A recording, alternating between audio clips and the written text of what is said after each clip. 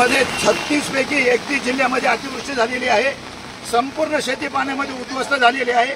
निवडणुकीपूर्वी सन्माननीय मुख्यमंत्री महोदयांनी सांगितलं होतं की आम्ही कर्जमाफी करू, परंतु तेव्हा कर्जमाफी नाही केली। बच्चूभाऊ कडू जेव्हा उपोषणाला बसले होते तेव्हाही सरकारनं सांगितलं होतं की कर्जमाफी करू, तेव्हाही केली नाही। नंतर त्यांनी सांगितलं होतं की दुष्काळ पडू द्या, आम्ही कर्जमाफी करू। दुष्काळ पडल्यानंतर देखील सरकार कर्जमाफी करायला तयार नाही। काल अजितदादा पवारांनी स्टेटमेंट दिलंय, ते म्हणतात की पैशाचं सोन घेता येत नाही, म्हणजे आमच्याकडे पैसे नाही। एकीकडे शक्तीपीठ तयार करायला पैसा आहे, समृद्धी महामार्ग तयार करायला पैसा आहे, मेट्रोला द्यायला पैसा आहे, बुलेट ट्रेन आणायला पैसा आहे, आणि तुम्हाला तुमच्या अदानी अंबानीचं कर्ज माफ करायला पैसा आहे। आमच्याकडून जीएसटीचे करोडो रुपये तुम्ही वसूल केले, परंतु आज माझा शेतकरी बांधव नागावला गेलाय, आज तो संकटात आहे, आज त्याची कर्जमाफी झाली पाहिजे। म्हणून आज आम्ही परभणी शहरामध्ये फिरून एक रुपया व्यापाऱ्याकडे जमा केलाय, नागरिकांकडे जमा केलाय।